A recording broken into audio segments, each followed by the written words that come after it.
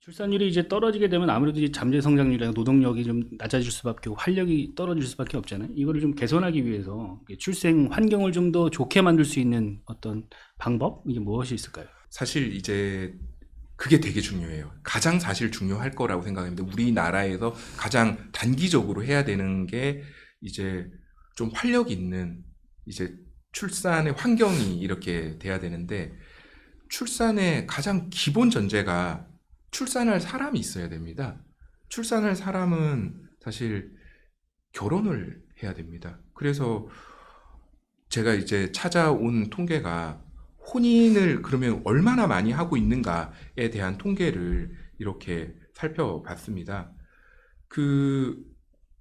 실제로 이 혼인 건수를 살펴보면은 우리나라에서 이 1970년부터 이제 혼인 건수와 출생아 수에 대한 통계를 집계를 하고 있었습니다. 그래서 살펴보면 1970년대는 대략 한 30만 명 이제 수준에서 왔다 갔다 하는 수준이었습니다. 이후에는 조금 더 늘어서 이제 40만 명 수준을 이제 유지하다가 이제 IMF 이후에 이렇게 혼인 건수가 굉장히 많이 줄어들었습니다. 그리고 최근에 그 2015년 이후에 주택 가격이 좀 이렇게 자산 가격이 버블이 발생했었던 요 시기에 또 혼인 건수가 굉장히 많이 줄어들었습니다. 사실 출생아 수도 이제 장기적으로 봤었을 땐 출생아 숫자 자체가 다 감소를 해왔는데요. 지금 이렇게 생각을 해보면은 우리나라가 지금 이제 1970년대는 우리나라 인구가 대략 한 3,200만 명, 그리고 2024년에는 5,170만 명 정도입니다. 지금 인구는 대략 1.6배 정도 늘었는데 옛날보다 결혼을 적게 해요. 결혼을 안 하는데 아이를 낳을 리 만무합니다.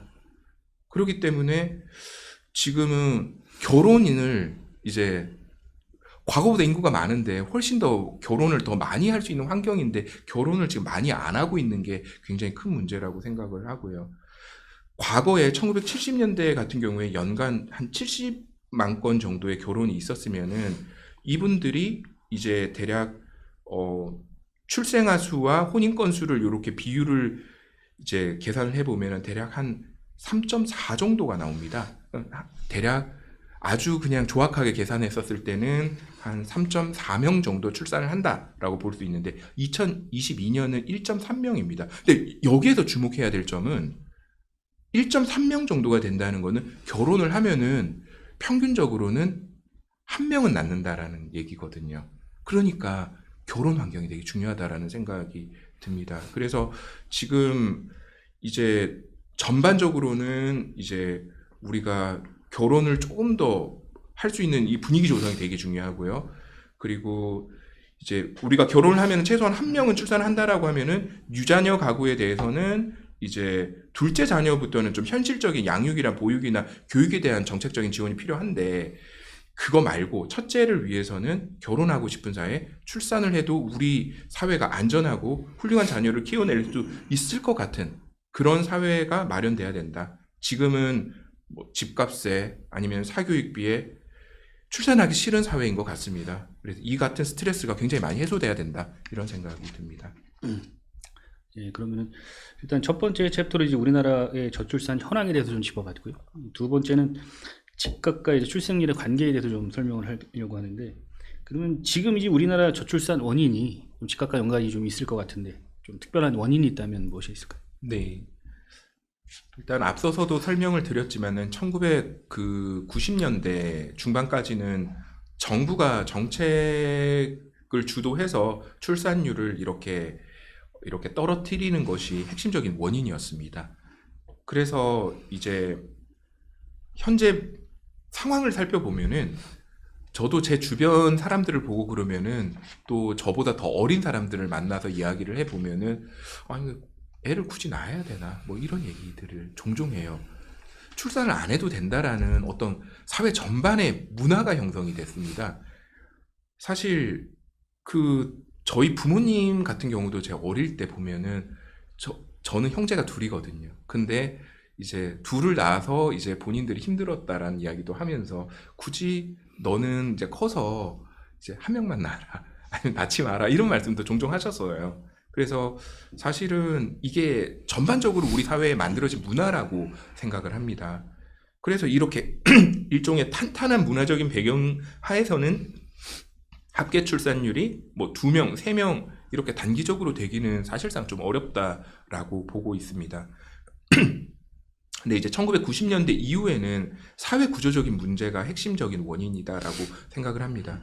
그래서 1990년대 후반에 우리 사회에서는 사실 과거에 경험하지 못했었던 경제 위기를 경험했어요. IMF 외환위기인데 이거는 정말 우리나라 사회를 사실은 근본적으로 체계를 바꿨다라고 생각을 합니다. 그래서 사실은 과거와 다르게 대학을 졸업해도 취업이 안 되고 그리고 다니던 회사도 실직하게 되고 명예퇴직도 이렇게 요구받고 고용 자체는 유연화한다라고 하면서 계약직 이런 형태로 많이 전환되고 굉장히 고용 상태가 불안해졌습니다. 회사 취업도 안 되는데 그래서 당장 먹고 살기도 힘든데 뭐 결혼, 출산 이런 거 하는 건 당연히 어려워졌습니다. 그래서 당시에 혼인 건수 굉장히 많이 줄었고요. 그래서 지금 이런 사회에서 사람들이 어떤 의사결정을 하는 데 있어서는 굉장히 경제적인 이유 이런 것들이 중요해졌어요. 그런데 이 중에서 제가 주목하고 있는 거는 주택 가격 그리고 사교육비 특히나 이제 출산을 또 하는 당사자인 여성이 이제 출산 이후에 이 고용의 불안 문제 이런 것들이 굉장히 중요한 문제다라고 저는 이렇게 생각을 하고 있습니다. 그 최근 연구한 내용을 좀 더 구체적으로 좀 설명을 좀 해줄 수 있을까요? 네. 연구 내용에 조금 앞서서 좀 준비했었던 내용이 있는데요. 제가 얼마 전에 기사를 이렇게 보니까 결혼정보업체에서 조사를 한 2024년에 그 우리나라 결혼 비용 리포트라고 하는 내용이 있었습니다. 그래서 이제 우리나라에서 이제 결혼을 하는데 발생하는 이 비용이 대략 얼마가 드는지를 조사를 했는데 전국 평균입니다. 3억 474만 원 정도. 3억이 듭니다. 근데 사회 초년생한테 3억이 있을 리가 없어요. 근데 이제 이 중에서 신혼집이 대략 2억 4천만 원 정도라고 합니다. 결혼 비용에서 신혼집이 전체 비용에서 79% 정도를 차지하는 것으로 나왔습니다. 그러니까 주거비가 우리가 결혼을 하는데 소비하는 이 비용에서 차지하는 비중이 압도적으로 높다라는 겁니다. 그래서 이제 이게 그런데 아기가 없으면 이 정도 비용인데 아기가 자녀를 출산하게 되면은 이제 보육, 교육, 양육에 대한 비용이 발생을 하게 돼요. 그렇게 되면은 또 이런 혹자는 그런 생각을 할 수가 있습니다. 우리 애를 좀 더 좋은 데서 키우기 위해서는 좀 학교가 좋은 데로 이사를 가야 되나? 이렇게 되면은 사실 이 비용은 굉장히 천문학적으로 늘어날 수가 있어요. 이런 문제가 있다라는 거를 이제 신혼 초기에는 이런 문제가 있고요. 이제 제가 2022년도에 했었던 연구 내용을 가지고서 좀 말씀을 드리면은 이게 통계청에서 발표하는 생애 주기 적자 구조를 가지고서 봤습니다.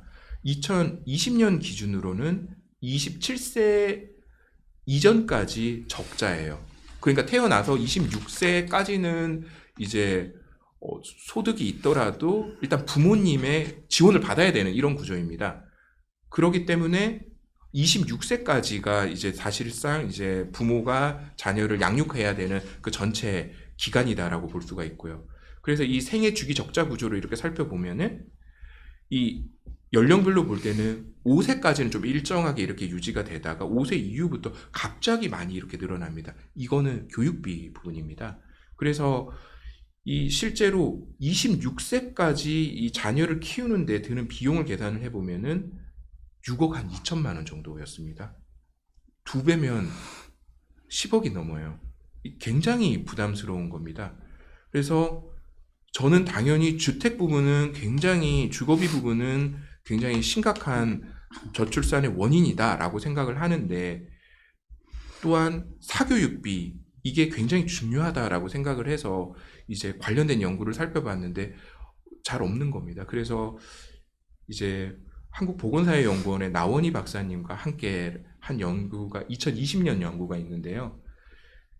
이 연구를 좀 소개를 해드리면 저희가 좀 찾고자 했었던 게 집값은 분명히 핵심 요인이긴 한데 그 교육비도 굉장히 큰 문제다라고 생각을 합니다. 저희가 집을 사면은 보통 한 달에 한 많이 내는 사람은 이자가 한 뭐 100만 원, 200만 원 이렇게 될 수가 있어요. 되게 많이 지불하는 건데 그런데 사실 우리가 고등학교 사교육비 생각하면은 뭐 이제 통계를 보면 50만 원이다, 60만 원이다 하는데 실제로 우리가 물어보면은 몇백만 원 이렇게 듭니다. 이거는 교육비가 실제로 주거 마련을 위해서 발생하는 이자 비용을 넘어서는 수준이 될 수도 있어요. 사교육비를 생각하는 가게는 굉장히 두려워할 수가 있습니다.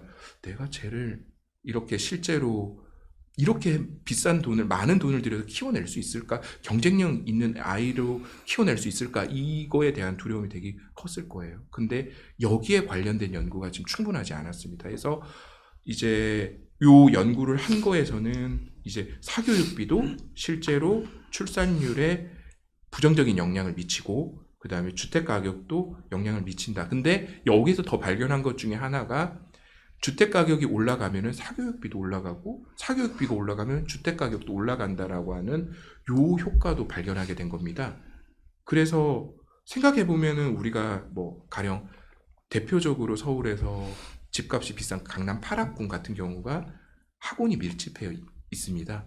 사실 이 현상이 사실 전국적으로 다 그렇습니다. 대구나 뭐 또 여기 안양, 평촌 이런 데도 보면은 대구에도 보면은 뭐 수성구 이런 지역을 중심으로 해서 사실은 학원이 밀집해 있으면은 주거 비용이 굉장히 비싸지는 경향이 있어요.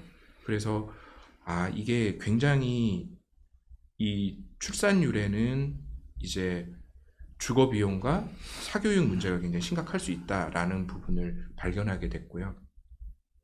그리고 2021년에는 요 모형을 조금 더 발전시켰습니다. 사실 이게 동일한 주제인데 저희 경제학자들은 이 모형을 조금 더 정교하게 해서 학계에서 인정받는 것도 굉장히 큰 도전이거든요. 그래서 좀 모형을 좀 더 이렇게 정교하게 만들었습니다. 모형에 대한 설명 굳이 하진 않는데 사실 이제 제가 이 모형을 설계를 한 이후에 뭐 최근에 보면은 사교육이 저출산의 원인이다라고 밝히는 한국경제연구원의 뭐 연구 보고서도 제 모델을 사실 벤치마크해서 이렇게 연구가 이루어지고 했습니다. 이 모형에서 이 연구를 통해서 저희가 발견하게 된 거는 이제 전년도 합계 출산율이 높으면은 다음 연도 합계 출산율이 이제 높다. 그러니까 출산율이 낮아지면 출산율이 낮아질 수 있다라고 하는 요 패턴을 발견하게 된 겁니다. 그리고 이제 실제로 주택 가격의 상승과 이제 사교육비의 증가 역시 출산율의 하락에 굉장히 큰 영향을 미칠 수 있다라는 것을 발견을 했고요. 그래서 이 부분을 발견했고 또 이제 저희가 추가적인 모형을 하나 더 했는데 사실 매매도 우리가 많이 주거하지만은 신혼부부들은 전세에 많이 주거를 하고 있습니다. 전세 같은 경우는 이제 실제로 매매 가격이랑 사실 서로 주고받는 영향이 크기 때문에 하나의 뭐 계량 경제학적으로 하나의 모형 하에서 이렇게 추정을 하게 되면은 사실 내생성이라고 하는 문제가 발생합니다. 그래서 따로 이렇게 분석한 결과에서도 사실 매매 가격 모형과 거의 유사한 결과를 얻게 됐습니다. 그래서 발견하게 된 거는 지금 현재 우리나라는 매매 가격의 상승, 전세 가격의 상승, 그리고 사교육비의 증가 이것이 핵심적으로 우리나라의 저출산의 원인으로 작동하고 있다. 이렇게 발견하게 된 겁니다.